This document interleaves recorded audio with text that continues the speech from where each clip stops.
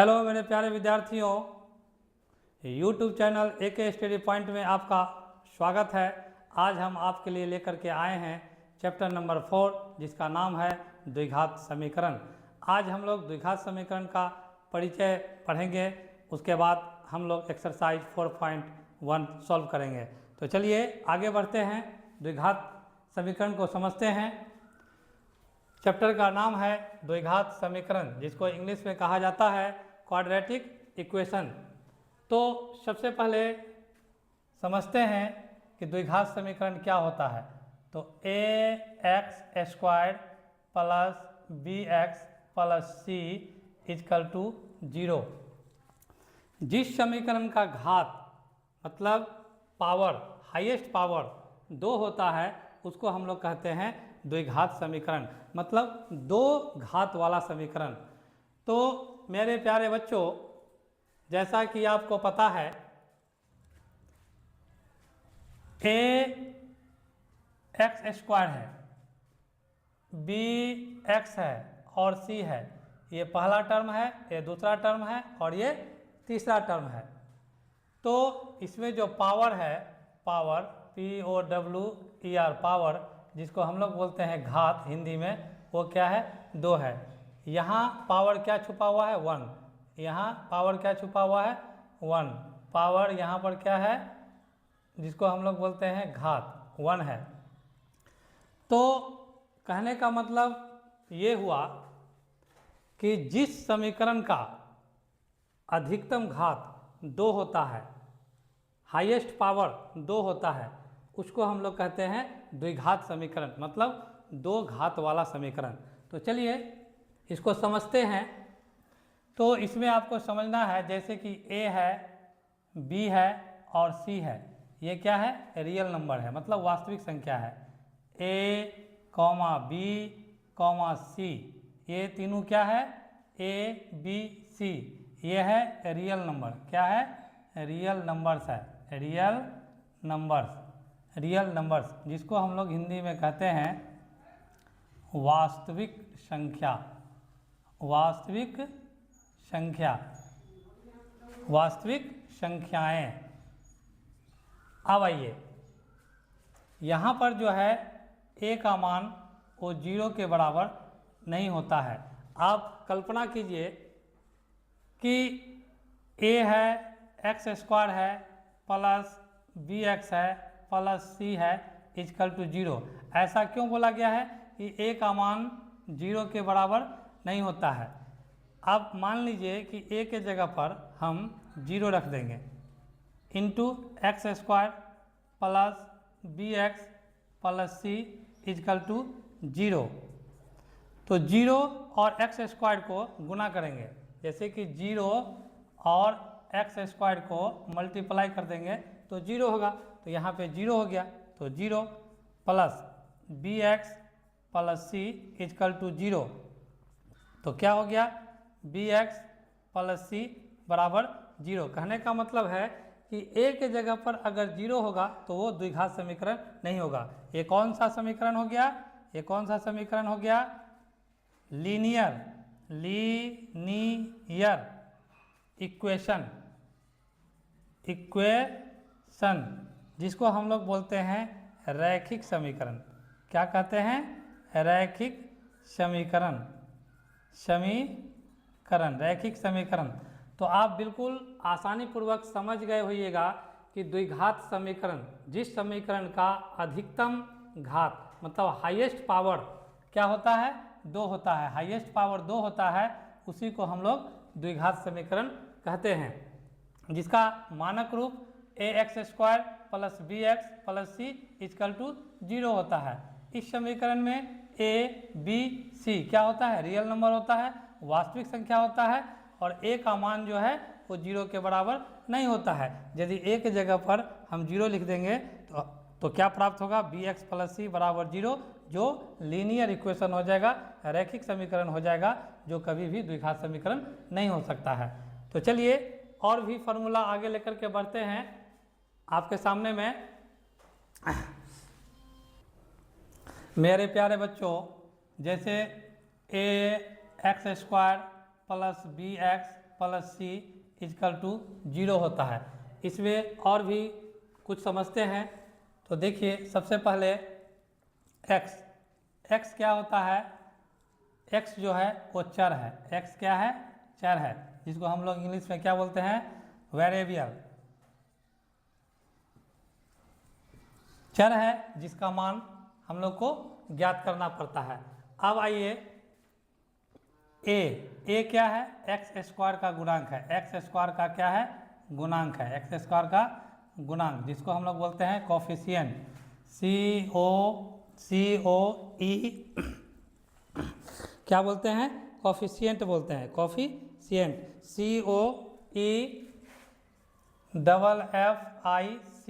COEFFICENT, coefficient बोलते हैं। अब आइए b क्या है,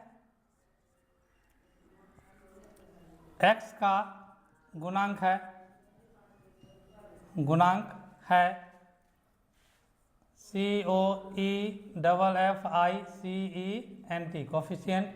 c क्या है, c अचर पद है। c क्या है, अचर पद जिसको हम लोग बोलते हैं कांस्टेंट, CONSTANT, कांस्टेंट। अब आइए इसको समझ गए आप। अब आगे बढ़ते हैं। अब जो है d का फार्मूला होता है, d को बोलते हैं मतलब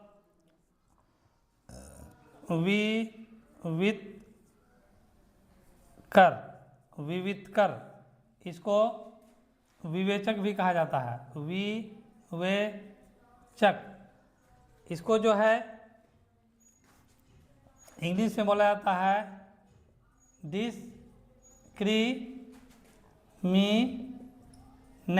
डिस्क्रिमिनेट। इसका फार्मूला होता है d बराबर होता है b² घटा 4ac। अब यहाँ एक बात समझिए आप, यदि d का मान अगर बड़ा होगा 0 से, मूल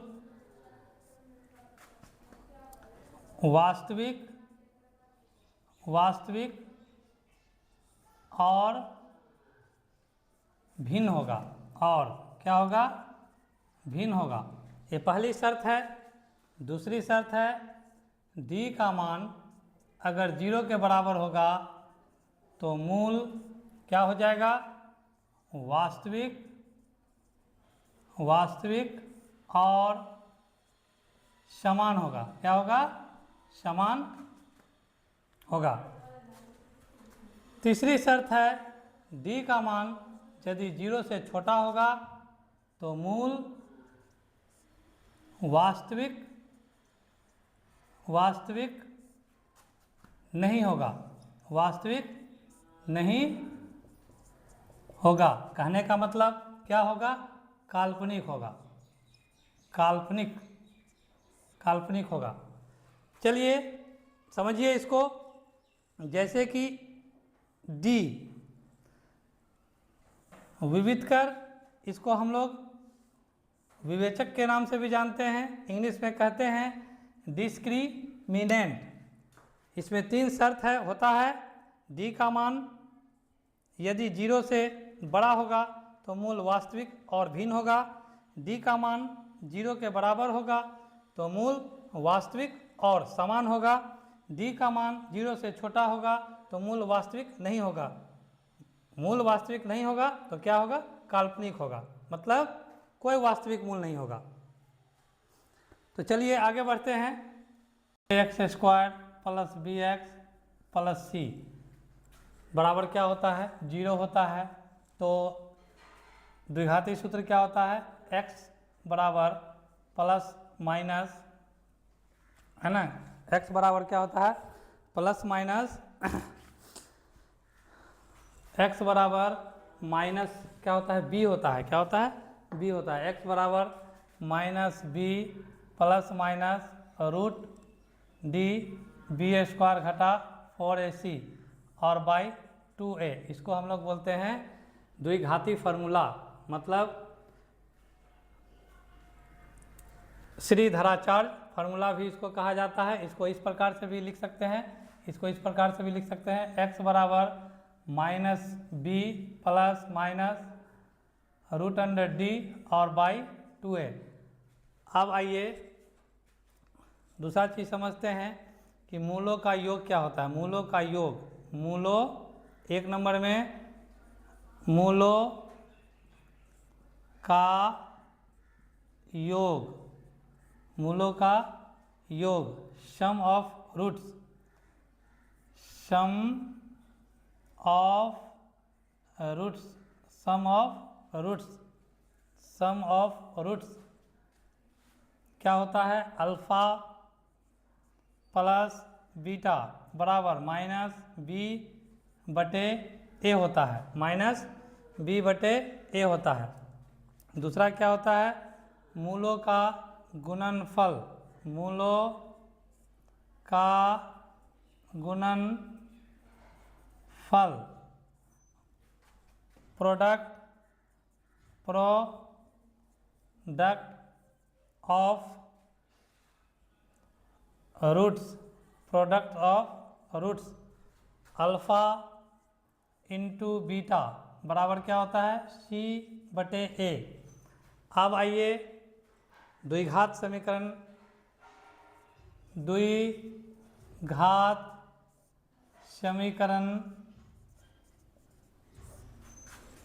को बनाना सीखते हैं, को बनाना। इसका फॉर्मूला क्या होता है मेरे प्यारे बच्चों, आपको याद रखना है, एक्स स्क्वायर माइनस अल्फ़ा जोड़ बीटा इंटू एक्स फिर प्लस अल्फ़ा इंटू बीटा। ये होता है द्विघात समीकरण बनाने का क्या होता है, फार्मूला होता है। क्या होता है, फार्मूला होता है, बराबर जीरो, बराबर क्या होता है, जीरो, बराबर होता है जीरो।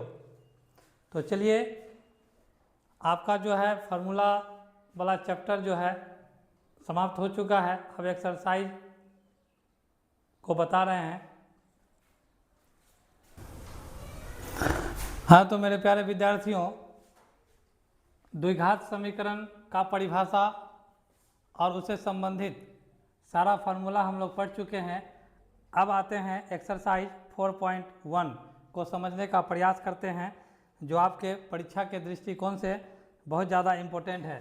तो पहला सवाल है कि x + 1 का whole square equal to 2 into x minus 3 द्विघात समीकरण है या नहीं है।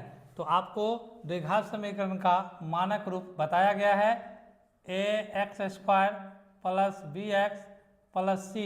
कहने का मतलब है कि a, b और c, a, b, c ये तीनों क्या है, रियल नंबर है। क्या है, रियल नंबर्स है, रियल नंबर्स है।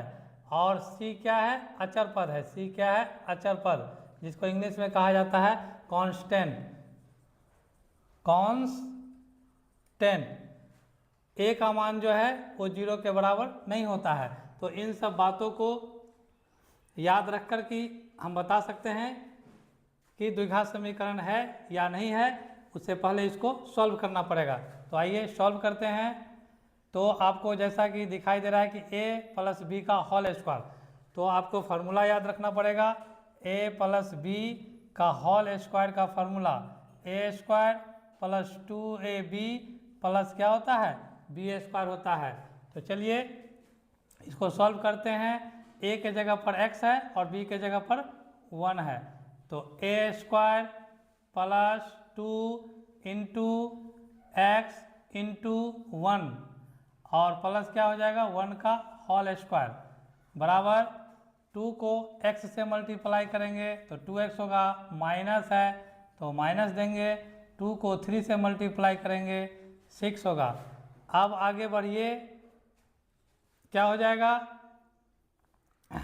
x² हो जाएगा प्लस 2ab, a का मान है b का मान है, तो a² plus 2ab plus b², मतलब a के जगह पर x बैठाएं और b के जगह पर 1 और 2 फार्मूला में होता है। तो अब आइए x² प्लस ये तीनों को गुना कर देंगे तो क्या हो जाएगा, 2x हो जाएगा प्लस 1 का स्क्वायर 1 इंटू 1 तो 1 हो जाएगा बराबर क्या हो जाएगा, 2x माइनस 6 हो जाएगा। अब आगे बढ़िए, कहने का मतलब ये हुआ कि इस फार्मूला में यदि हम x + 1 का होल स्क्वायर इसको सॉल्व करेंगे तो a का मान x है तो x का होल स्क्वायर लिखेंगे, +2 फार्मूला में होता है तो 2 इंटू a के जगह पर x लिखेंगे, b के जगह पर 1 लिखेंगे और प्लस b का मान 1 है तो 1 का होल स्क्वायर, तो x का होल स्क्वायर एक्स स्क्वायर हो जाएगा, प्लस ये तीनों को मल्टीप्लाई कर देंगे तो 2x हो जाएगा, प्लस 1 का स्क्वायर क्या होगा 1 इंटू 1 तो 1 हो जाएगा। तो इस प्रकार से यहाँ पर जो है x स्क्वायर + 2x + 1 प्राप्त हो चुका है।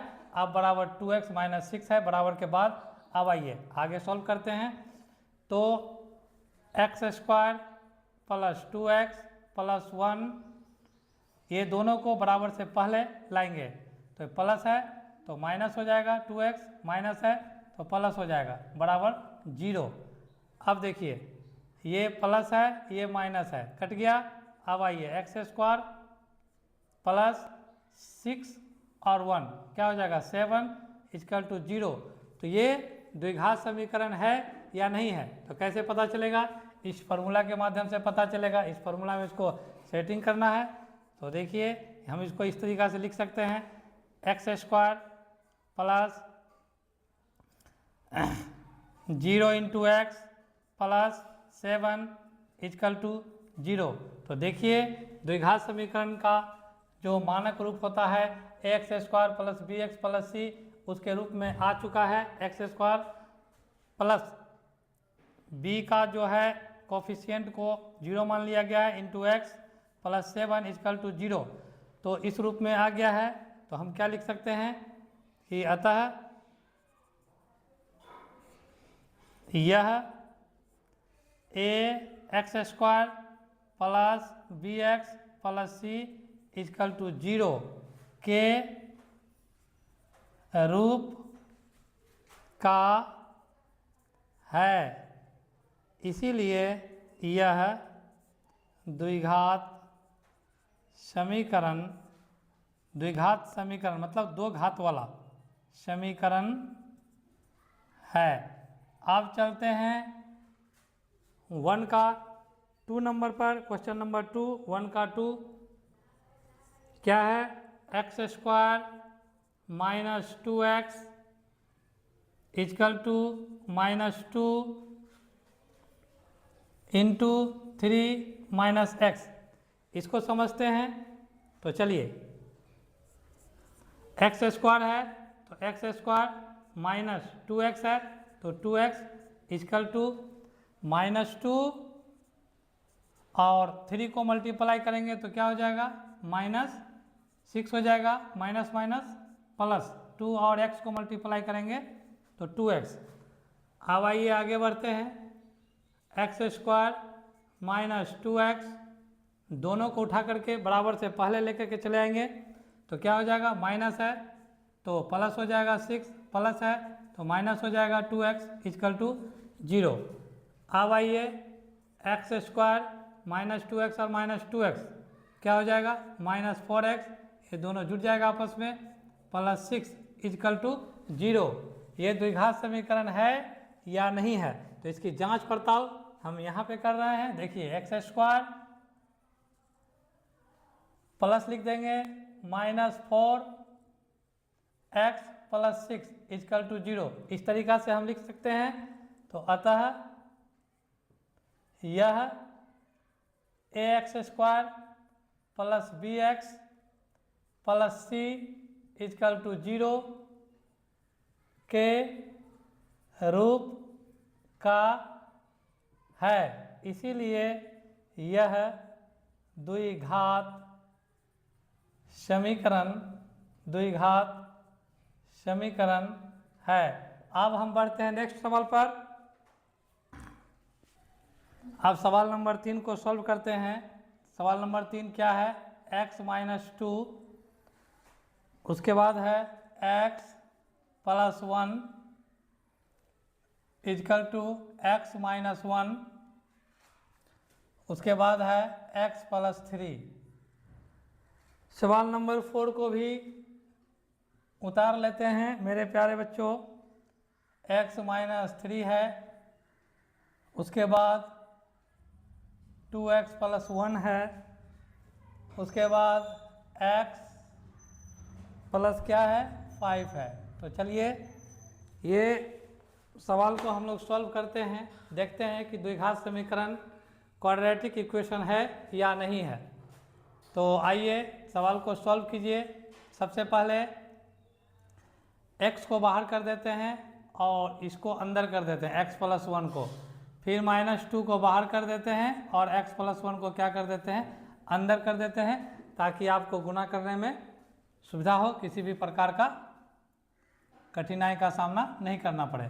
फिर x को बाहर कर देते हैं, x प्लस 3 को अंदर कर देते हैं, फिर -1 को बाहर कर देते हैं, x प्लस 3 को अंदर कर देते हैं।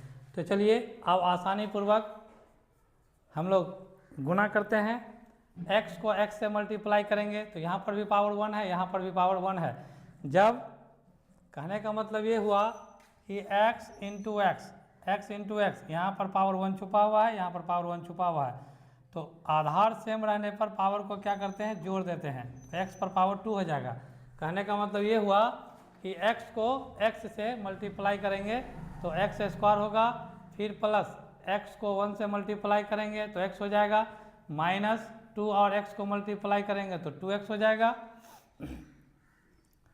प्लस माइनस क्या हो जाएगा माइनस हो जाएगा, 2 और 1 को मल्टीप्लाई करेंगे तो 2 हो जाएगा, बराबर x और x को मल्टीप्लाई करेंगे तो x स्क्वायर हो जाएगा, फिर प्लस 3 और x को मल्टीप्लाई करेंगे तो 3x हो जाएगा, -1 और x को मल्टीप्लाई करेंगे तो -x हो जाएगा, प्लस माइनस हो जाएगा, 3 और 1 को मल्टीप्लाई करेंगे तो 3 होगा।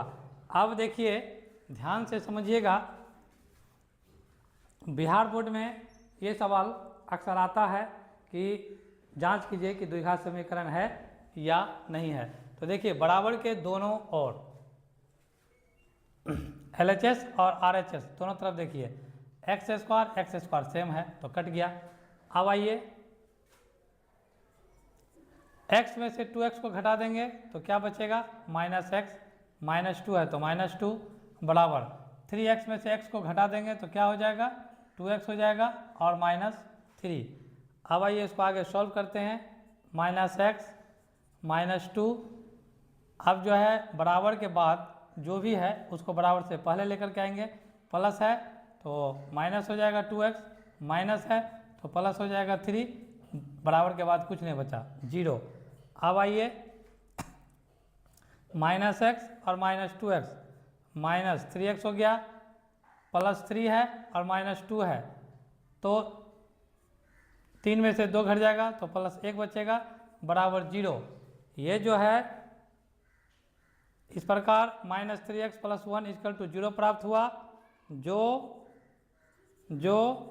ax² + bx + c = 0 के रूप का नहीं है। इसीलिए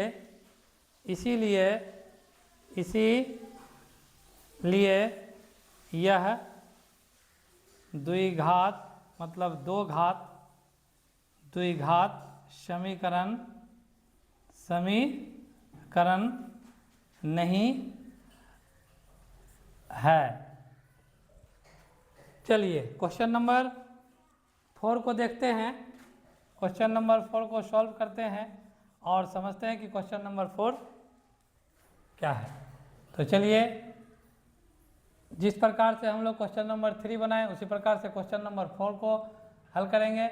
x को बाहर करेंगे, इसको अंदर कर देंगे दोनों को x + 1, फिर -3 को बाहर करेंगे, फिर इसको अंदर कर देंगे 2x + 1 = x है, x + 5 है। चलिए आप आराम से और आसानी पूर्वक समझ करके गुणा कीजिए। तो 2x और x को गुणा करेंगे तो क्या हो जाएगा 2x² हो जाएगा, प्लस x और 1 को गुणा करेंगे तो x हो जाएगा, -3 और 2x को गुणा करेंगे तो क्या हो जाएगा -6x हो जाएगा, प्लस -3 और 1 को मल्टीप्लाई करेंगे गुणा करेंगे तो 3 हो जाएगा, बराबर x और x को गुणा करेंगे तो x² हो जाएगा, प्लस 5 और x को गुणा करेंगे तो क्या हो जाएगा 5x हो जाएगा। अब देखिए ये दोनों को बराबर के बाद है, बराबर से पहले लेकर के चले आते हैं। तो 2x² plus x minus 6x। 1 minute, एक लाइन और यहाँ पर सॉल्व कर लेते हैं, उसके बाद ये दोनों को इस तरफ लाएंगे। तो 2x² हो गया, x में से 6x माइनस हो जाएगा, तो माइनस क्या हो जाएगा 5x minus 3 equal to x² plus क्या हो गया 5x। अब आइए आगे बढ़ते हैं, 2x² माइनस 5x माइनस 3। अब जो है बराबर के बाद जो कुछ भी है उसको बराबर से पहले लाएंगे। यहाँ पर चिन्ह क्या है, प्लस है तो माइनस हो जाएगा, बराबर के इधर आएगा तो चिन्ह भी क्या होता है, बदल जाता है। मान लीजिए कि LHS से RHS की तरफ ले जाएंगे तो चिन्ह बदलेगा, RHS से LHS की तरफ लाएंगे तो चिन्ह बदल जाएगा। तो यहाँ प्लस है तो माइनस हो गया x², प्लस है तो माइनस हो गया 5x, बचा कुछ नहीं 0। इजकल टू 2x² में से x² माइनस हो जाएगा तो x² बचेगा, माइनस 5x और माइनस 5x को जोड़ देंगे तो माइनस 10x और माइनस 3 है तो माइनस 3 इजकल टू 0। तो इसको हम इस प्रकार से भी लिख सकते हैं, x² plus minus 10x plus minus 3 equal to 0, जो ax² plus bx plus c equal to 0 के रूप का है। इसीलिए यह द्विघात समीकरण है। चलिए अब अगला क्वेश्चन 5 नंबर को देखते हैं। 5 को देखते हैं कि द्विघात समीकरण है या नहीं है। क्वेश्चन नंबर 5, क्वेश्चन नंबर 5 को देखिए। क्वेश्चन नंबर 5 क्या है, क्वेश्चन नंबर 5 है 2x minus 1 into x minus 3 equal to x plus 5, उसके बाद x माइनस 1। क्वेश्चन नंबर 6 को भी उतार लेते हैं। क्वेश्चन नंबर 6 है x²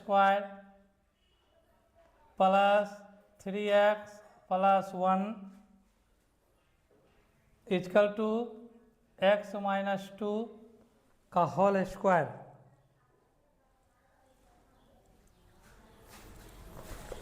तो चलिए अब इसको आसानी से बनाते हैं। सबसे पहले 2x को बाहर करेंगे और ये दोनों को सेम टू सेम रहने देंगे, फिर -1 को बाहर कर देंगे और ये दोनों को सेम टू सेम रहने देंगे। उसी तरीक़ा से ये दोनों को यदि गुना करना है तो x को बाहर करेंगे, ये दोनों को सेम टू सेम रहने देंगे, +5 को बाहर कर देंगे और x माइनस 1 को अंदर कर देंगे। तो ये मेरा सेटिंग हो चुका है। अब आइए गुना करते हैं और आसानी से समझते हैं।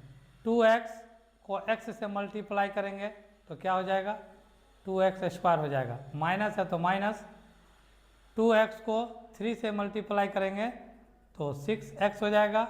माइनस है तो माइनस, 1 को x से मल्टीप्लाई करेंगे तो -x हो जाएगा। -1 और -3, तो माइनस माइनस क्या हो जाएगा, प्लस हो जाएगा। 1 और 3 को गुना करेंगे तो 3 हो जाएगा, बराबर x और x को गुना करेंगे तो क्या हो जाएगा, x²। माइनस है तो माइनस, x और 1 को गुना करेंगे तो x हो जाएगा, फिर प्लस 5 और x को गुना कर देंगे तो 5x हो जाएगा, प्लस माइनस 5 और 1 को गुना कर देंगे तो 5 हो जाएगा। अब आइए आगे सॉल्व कीजिए।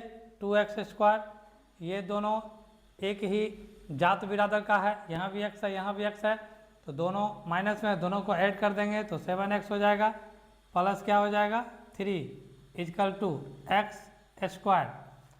तो एक जगह प्लस है और दूसरी जगह माइनस है, तो प्लस का चिन्ह होगा क्योंकि डिजिट प्लस वाला बड़ा है। 5 में से यहाँ 1 छुपा हुआ है, घट जाएगा तो 4 होगा, 4x मतलब 5x में से x घट जाएगा तो प्लस 4x हो जाएगा, फिर माइनस 5 हो जाएगा।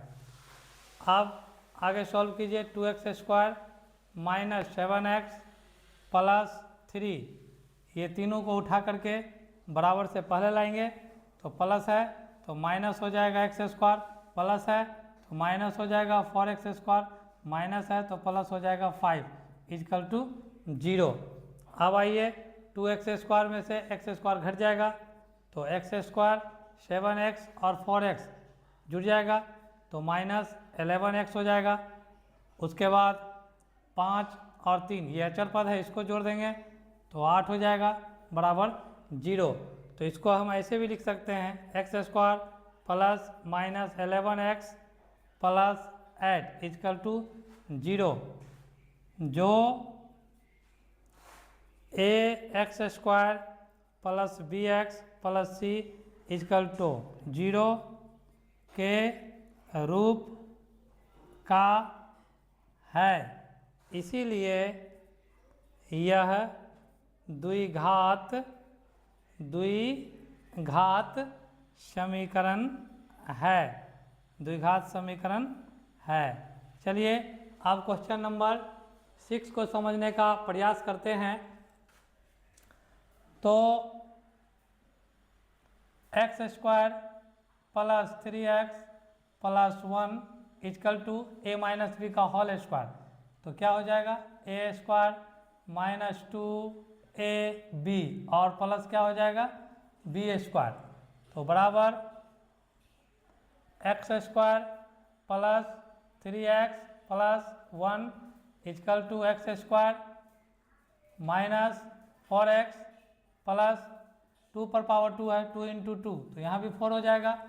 बराबर के दोनों तरफ सेम चीज़ रहता है तो कट जाता है, तो 3x plus 1 equal to minus 4x plus 4 equal to क्या हो जाएगा 3x, माइनस है बराबर के बाद है, बराबर से पहले लाएंगे तो क्या हो जाएगा प्लस हो जाएगा 4x, प्लस है तो माइनस हो जाएगा 4 इजकल टू 0। अब देखिए 3x में 4x जुड़ जाएगा तो 7x, एक में से 4 घट जाएगा तो माइनस 3 बराबर 0, जो ax² plus bx plus c equal to 0 के रूप का नहीं है, इसीलिए यह द्विघात मतलब दो घात वाला समीकरण नहीं है। चलिए अब क्वेश्चन नंबर 7 को देखते हैं। हाँ तो मेरे प्यारे बच्चों, जैसा कि आप देख रहे हैं यहाँ पे क्वेश्चन जो है 7 और क्वेश्चन नंबर 8 लिखा हुआ है और आपको इसका जांच करना है कि द्विघात समीकरण है या नहीं है। तो इसके लिए सबसे पहले आपको दो सूत्र याद रखना पड़ेगा।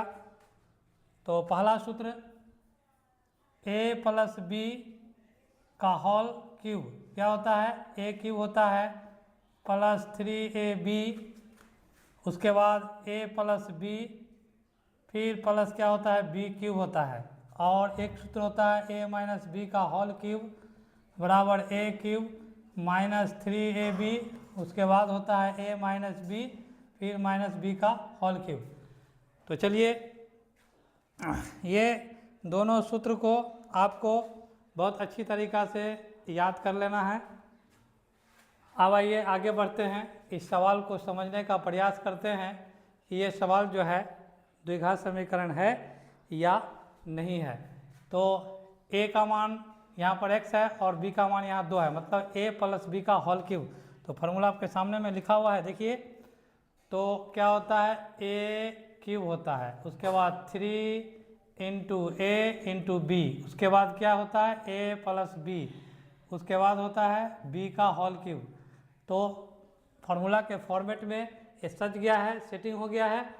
अब आइए बराबर के बाद देखते हैं क्या है 2x x² माइनस 1। आप सॉल्व करने का आप लोग प्रयास कीजिए मेरे साथ साथ। बने रहिए।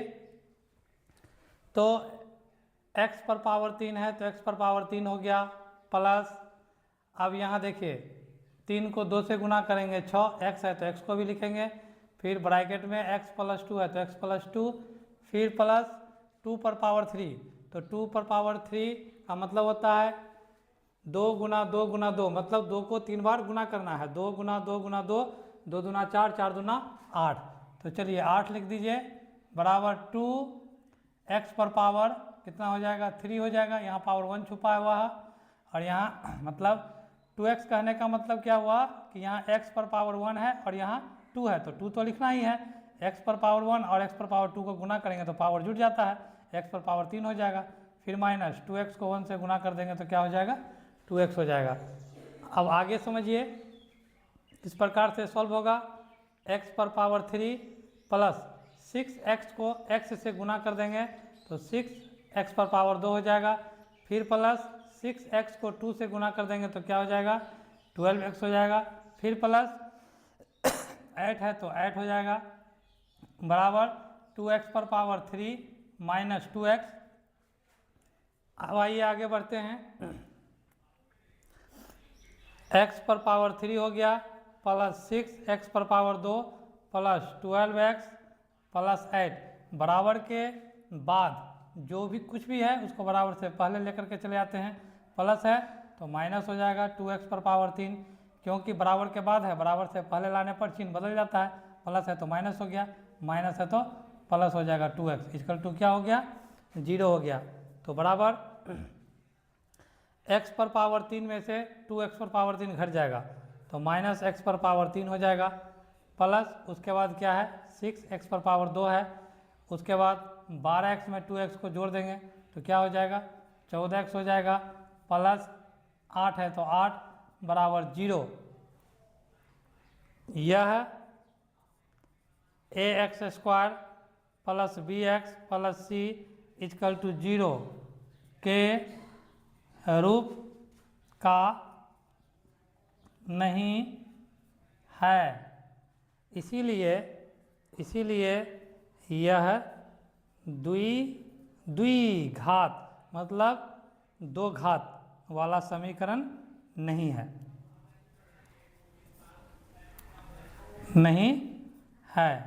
क्योंकि यहाँ अधिकतम घात 3 आ गया है। चलिए आगे बढ़िए,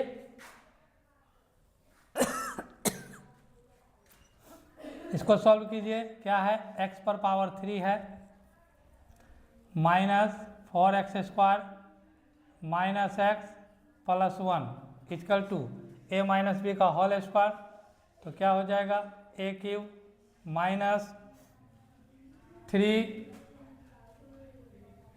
ab, उसके बाद क्या होता है a माइनस बी फिर माइनस b का होल क्यूब हो जाएगा। तो बराबर x पर पावर 3 हो गया minus 4x square minus x plus 1 equal to, इसको सॉल्व कीजिए, x पर पावर 3 माइनस 3 2 जा 6x हो गया, फिर ब्रैकेट में क्या है x माइनस 2 माइनस 2 पर पावर 3 का मतलब हो गया 8। तो अब आइए x पर power 3 minus 4x square minus x plus 1 equal to x पर पावर 3 माइनस 6x को x से गुना करेंगे 6x square minus minus plus 12x minus 8, बराबर के दोनों तरफ सेम चीज़ कट जाएगा। अब आइए आगे minus 4x square minus x plus 1, ये तीनों को उठा करके बराबर से पहले लाते हैं तो सबका चिन्ह बदल जाएगा, माइनस है तो प्लस हो जाएगा 6x स्क्वायर, प्लस है तो माइनस हो जाएगा 12x, माइनस है तो प्लस हो जाएगा 8 इक्वल टू 0। अब देखिए 6x स्क्वायर में से 4x स्क्वायर घट जाएगा तो 2x स्क्वायर हो गया, माइनस x और माइनस 12x दोनों को जोड़ देंगे तो माइनस क्या हो जाएगा 13x, 8 और 1 को जोड़ देंगे तो क्या हो जाएगा 9 इक्वल टू 0। हम इसको इस प्रकार भी लिख सकते हैं 2x स्क्वायर प्लस ब्रैकेट में minus 13 into x plus 9 equal to 0। यह ax square plus bx plus c equal to 0 के रूप का है, इसीलिए यह द्विघात क्वाड्रेटिक इक्वेशन द्विघात समीकरण है। चलिए इस प्रकार से हम क्वेश्चन नंबर 1 का 8वां सवाल आपको सॉल्व करके दिखा दिए बहुत ही आसानी तरीका से। आप लोग इसी तरीका से प्रैक्टिस करते रहिए। चलिए आप बढ़ते हैं क्वेश्चन नंबर 2 पर। हाँ तो मेरे प्यारे बच्चों, जैसा कि आप देख रहे हैं क्वेश्चन नंबर यहाँ 2 का 1 है। एक आयताकार भूखंड का क्षेत्रफल 528 है। अब जैसे आयताकार भूखंड होता क्या है, जैसे मान लीजिए कि ये मेरा बोर्ड है, व्हाइट बोर्ड है, तो आयताकार है। जैसे मान लीजिए कि ये जो है आयताकार हो गया, ये आयताकार क्या हो गया, भूखंड हो गया, आयताकार भूखंड हो गया। मतलब कहने का मतलब है कि लंबाई लंबाई के बराबर होगा और चौड़ाई चौड़ाई के बराबर होगा। तो इसका जो एरिया दिया हुआ है A4 होता है एरिया, तो एरिया कितना दिया हुआ है, 528 मीटर स्क्वायर दिया हुआ है। अब देखिए क्षेत्र की लंबाई मीटरों में है, क्षेत्र की लंबाई मीटरों में है ना। चौड़ाई के दुगुने से 1 अधिक है। लंबाई जो है चौड़ाई के दुगुना से क्या है, 1 मीटर अधिक है।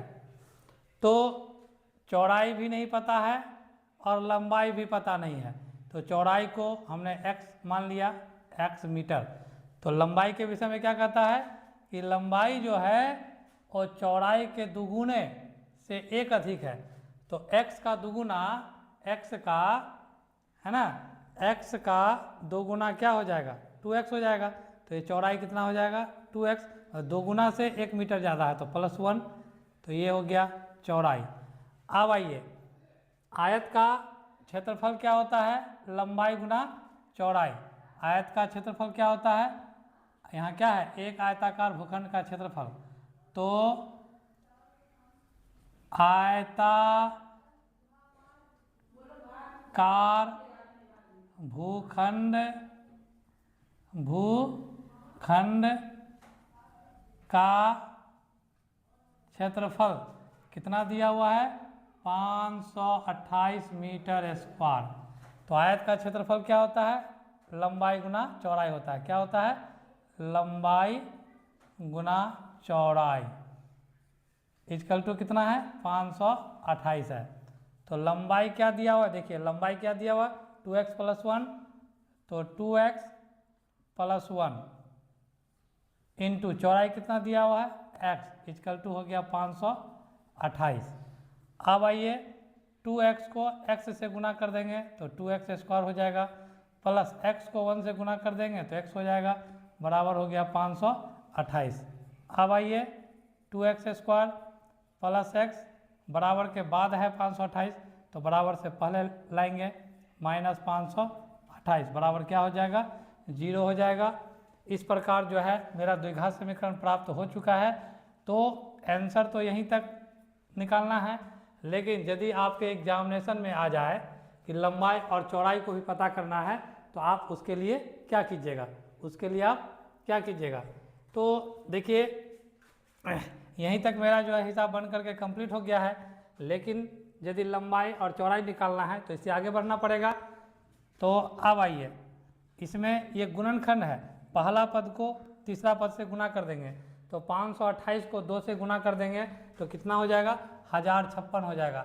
1056 का आप खंड कीजिए, 2 से 2 पंचे 10 हो गया, 2 दूना 4, 2 अठे 16, फिर 2 से 2 दूना 4, 2 छक 12, 2 चौके 8, फिर 2 से 2 एकम 2, 2 तिया 6, 2 दूना 4, फिर 2 से 2 छक 12, 2 छक 12, फिर 2 से 2 तिया 6, 2 तिया 6, फिर 3 से 11 तिया 33 हो गया। अब इसको और इसको गुना करने पर हुआ 1056। 1056 का हमने खंड किया तो क्या निकला, 2 × 2 × 2 × 2 × 2 × 3 × 11। अब इसको इस तरीक़ा से सेटिंग करना है कि जोड़ घटा करने पर x आए और गुना करने पर फिर -1056 x² ही आए, जो गुणनखंड का नियम होता है। तो आप दिमाग लगाइए, 11 तिया 33 हो गया, 2 दूना 4, 4 दूना 8, 8 दूना 16, 16 दूना 32। तो 2x² हो गया, जोड़ माइनस लिखेंगे यहाँ क्या लिखेंगे, यहाँ लिख देंगे हम माइनस, क्या लिखेंगे, minus 32x plus 33x minus 528 बराबर 0। आप देखिए इसमें ये दोनों में देखिए कॉमन क्या क्या है, कॉमन तो 2 है और x है, तो ब्रैकेट में क्या बच जाएगा, 2 को बाहर निकाल लिए, यहाँ डबल x है तो x को भी बाहर निकाल लिए, तब सिंगल x बचा, तो सिंगल x माइनस 2 से भागा लगाएंगे 32 में, तो 16 दूना 32 होता है, तो 16 x है तो x तो बाहर आ गया है यहाँ, तो x माइनस 16 हो गया ब्रैकेट में, फिर गुना करेंगे तो इतना ही आ जाएगा, 2x को x से गुना कर देंगे तो 2x² माइनस है तो माइनस 2x को 16 से गुना करेंगे, 16 दूना 32 x हो जाएगा। अब प्लस ये दोनों में क्या कॉमन है, तो प्लस 33 है, 33 को बाहर निकाल देंगे तो यहाँ x बचेगा और यहाँ माइनस 16 बचेगा बराबर 0। क्यों, क्योंकि फिर गुना करेंगे तो इतना ही आएगा, प्लस 33 को x से गुना करेंगे प्लस 33x हो जाएगा, माइनस है तो माइनस 33 को 16 से गुना करेंगे तो 528 हो जाएगा बराबर 0। अब देखिए x माइनस 16 और x माइनस 16 कॉमन है, तो x माइनस 16 को पहले लिख देंगे, उसके बाद क्या लिखेंगे, 2x प्लस 33 बराबर 0। अब आइए x माइनस 16 बराबर 0 हो गया, तो x बराबर हो गया 16, 2x प्लस 33 बराबर 0, 2x बराबर हो जाएगा माइनस 33, तो x बराबर हो जाएगा माइनस 33/2। तो निगेटिव चिन्ह आ गया तो ये अमान्य हो गया, क्या हो गया, अमान्य, मतलब ये वैलिड नहीं माना जाएगा, लंबाई और चौड़ाई ये नहीं होगा। तो x का मान मेरा 16 निकला, तो x किसको माना गया था, इस x किसको माना गया था, चौड़ाई को, किसको माना गया था, तो चौड़ाई, तो लिखिए अतः चौड़ाई बराबर 16 मीटर और लंबाई जो है वो क्या था, चौड़ाई का 2 गुना से 1 मीटर ज़्यादा था, तो 2x प्लस 1, तो क्या करेंगे 2 गुना 16 प्लस 1, तो 16 दूना 32 और 1 कितना हो जाएगा 33 मीटर। तो ये मेरा फाइनल आंसर निकल चुका है, लंबाई और चौड़ाई। लेकिन ये जो सवाल है आपको यहीं तक निकालने के लिए बोला जा रहा है, लेकिन हम आपको अपनी तरफ से जो है आपको लंबाई और चौड़ाई निकाल करके बता दिए, क्योंकि हो सकता है एग्जाम में यदि ये क्वेश्चन आए तो आपको पूछा जाएगा कि लंबाई और चौड़ाई ज्ञात कीजिए, तो फिर आप वहाँ पर कंफ्यूज कर जाइएगा, निकाल नहीं पाइएगा, इसलिए आपको सारा चीज़ निकाल करके बता दिया गया है। तो चलिए अब हम क्वेश्चन नंबर 2 पर बढ़ते हैं।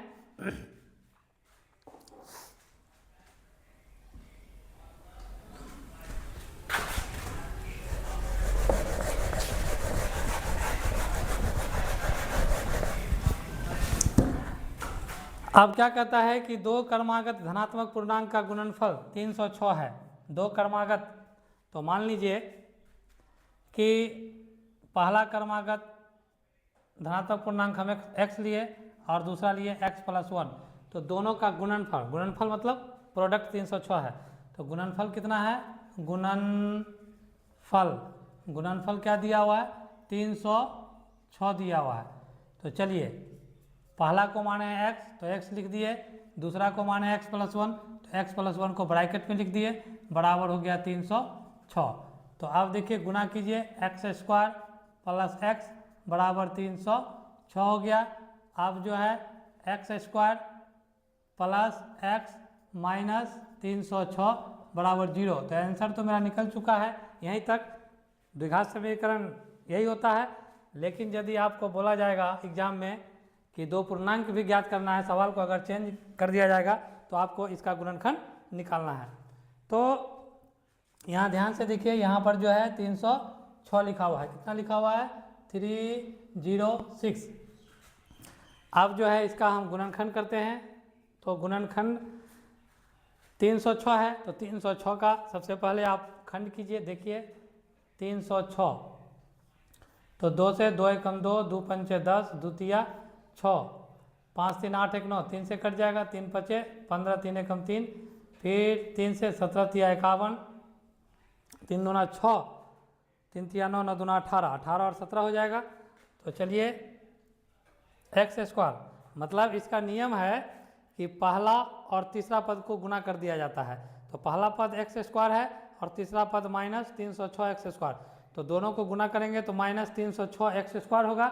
और उसका ऐसा दो टुकड़ा किया जाता है कि जोड़ घटा करने पर प्लस एक्स होना चाहिए। तो एक टुकड़ा हो जाएगा 18 और दूसरा टुकड़ा हो जाएगा 17। तो 18x में से जो है 17x घटा देंगे तो x बच जाएगा और दोनों को गुना करेंगे तो माइनस 306 एक्स स्क्वायर होगा।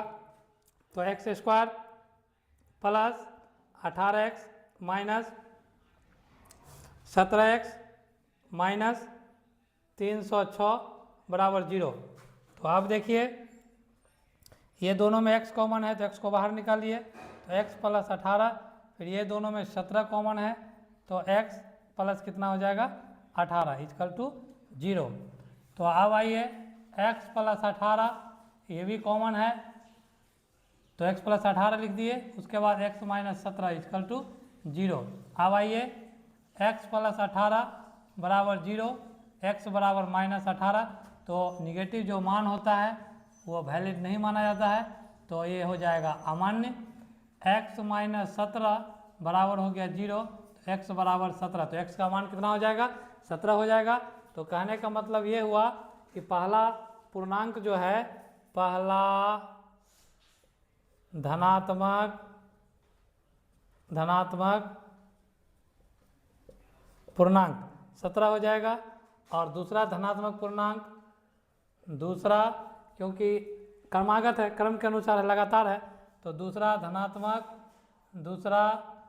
धनात्मक पूर्णांक को हमने माना x प्लस 1, तो x का मान 17 है तो 17 प्लस 1 बराबर 18। तो इस प्रकार से पहला धनात्मक पूर्णांक 17 हो गया और दूसरा धनात्मक पूर्णांक 18 हो गया।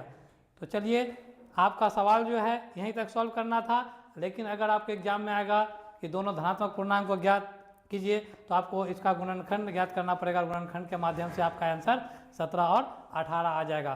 तो इस तरीका से क्वेश्चन नंबर 2 भी आपका कंप्लीट हो चुका है। आप चलते हैं क्वेश्चन नंबर 3 पर।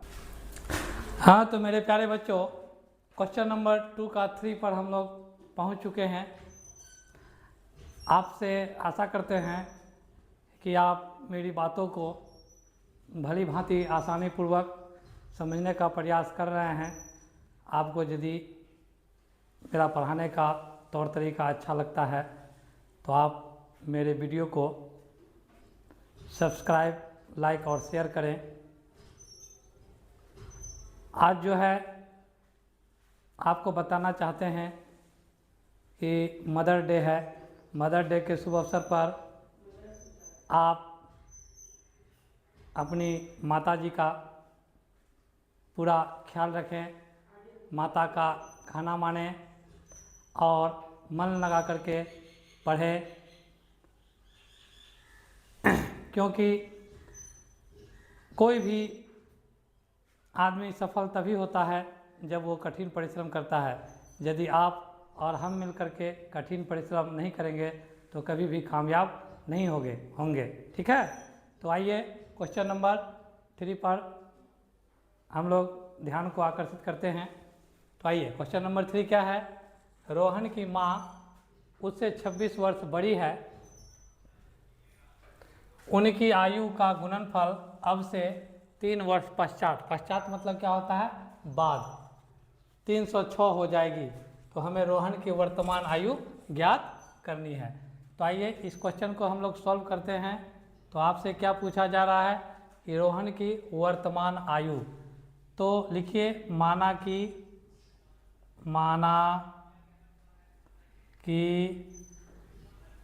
रोहन की वर्तमान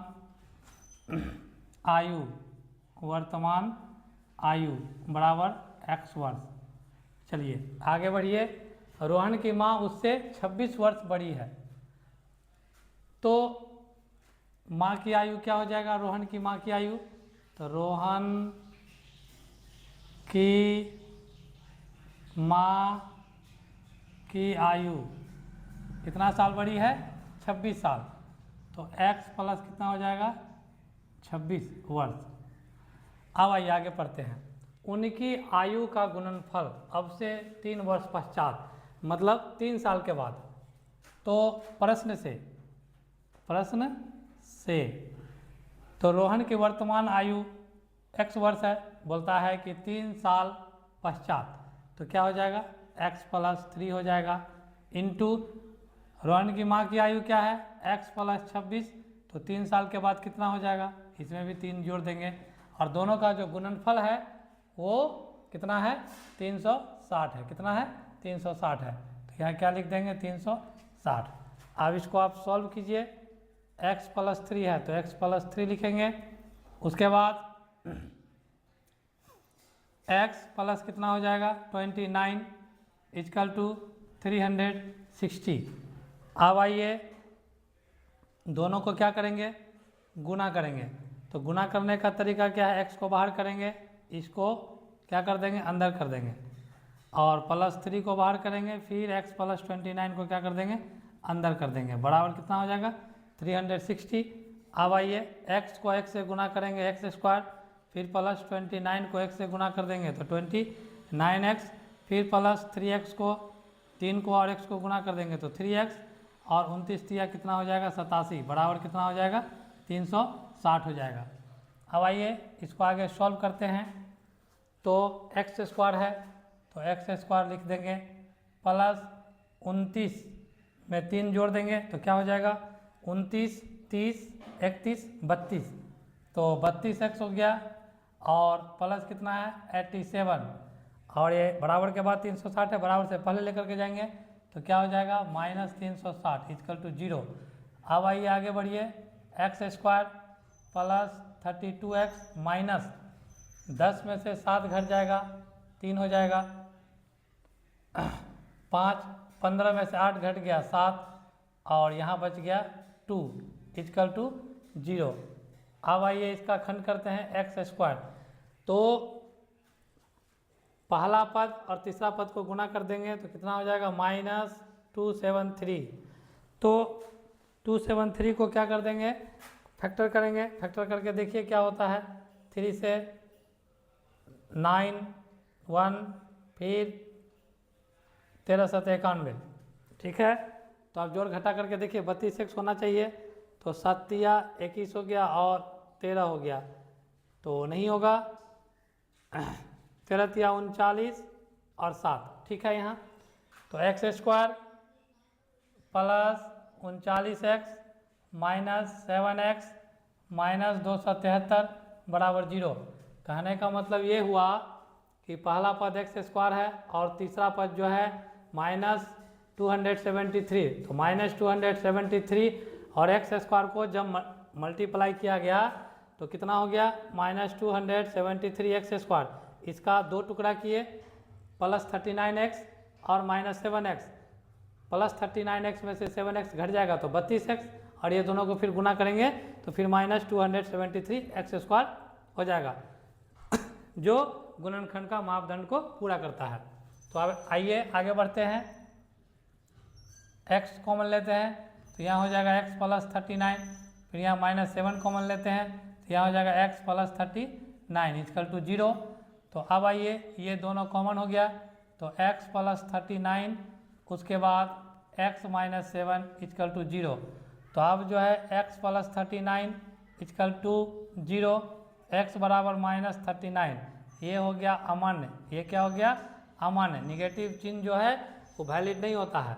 तो x - 7 = 0, x बराबर हो गया 7, तो x का मान जो 7 निकला, तो हमने x किसको माना था रोहन की वर्तमान आयु को, तो रोहन की वर्तमान आयु बराबर 7 वर्ष हो गया। अगर उसका माँ का निकालना है तो उसमें 26 जोड़ देना है, तो 26 और 7 कितना हो जाएगा 33 वर्ष हो जाएगा। यहाँ बोलता है हमें रोहन की वर्तमान आयु, सिर्फ रोहन का निकालने के लिए बोलता है, इसलिए हमने सिर्फ रोहन का आपको निकाल करके दिखाया। चलिए अब आइए आगे क्वेश्चन पढ़िए और समझिए।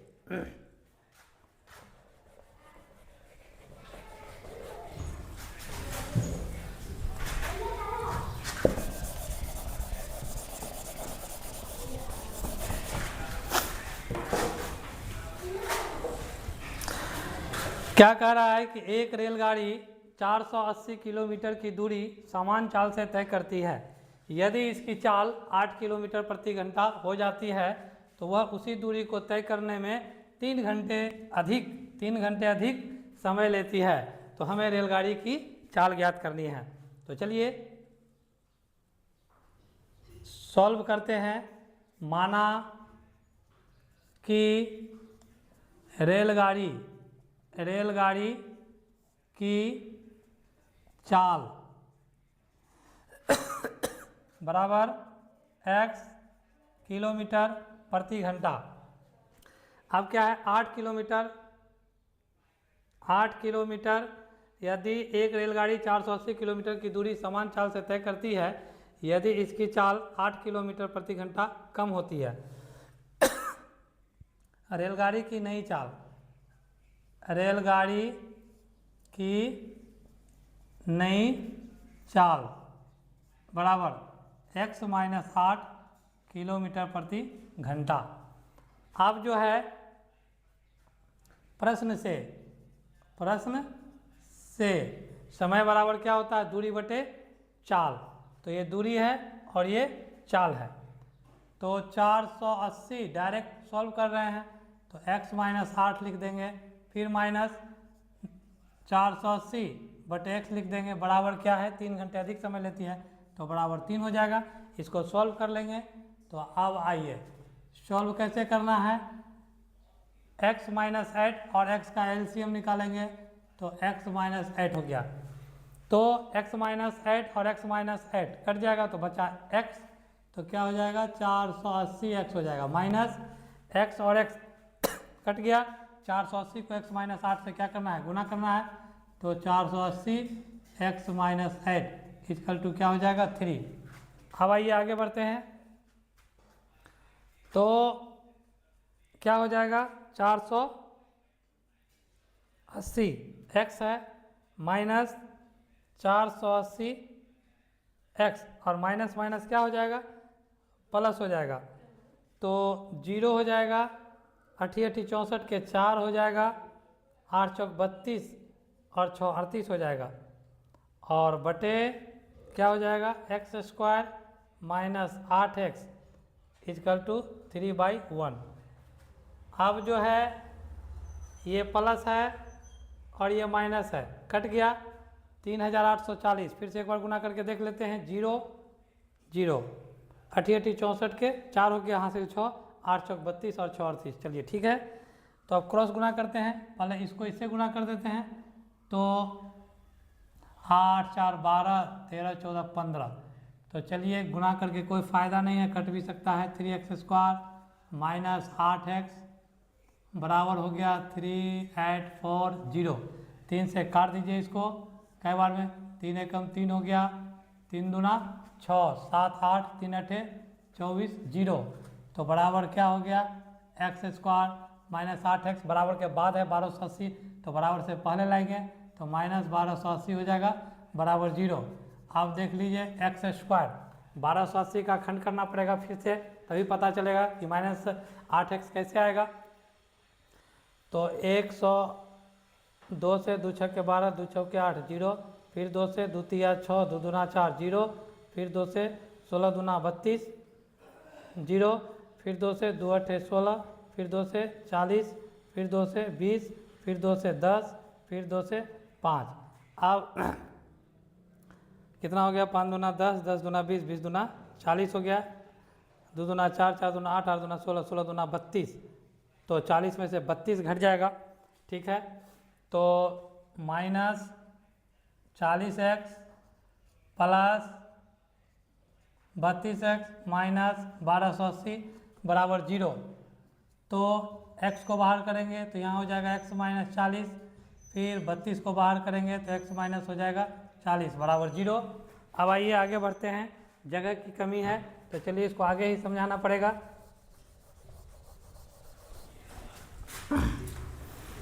तो एक लाइन और लिखा जा सकता है यहाँ, x माइनस 40 हो गया, ये दोनों कॉमन है। उसके बाद x प्लस 32 इक्वल टू 0।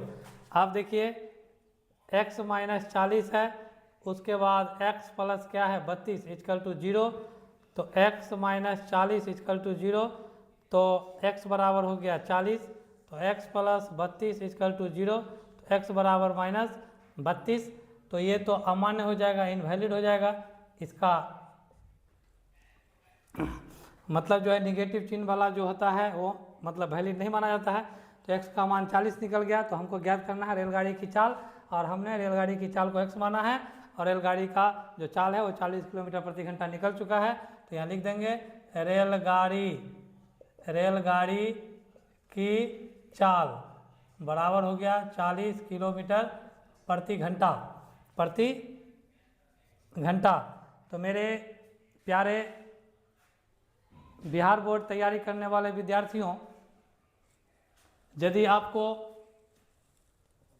मेरा पढ़ाने का तरीका, मेरा वीडियो देखने में आपको अच्छा लगता है तो कृपया मेरे चैनल को आप लोग दिल से सब्सक्राइब, लाइक और शेयर करें। इसके लिए मैं आपका सदा आभारी रहूँगा। धन्यवाद।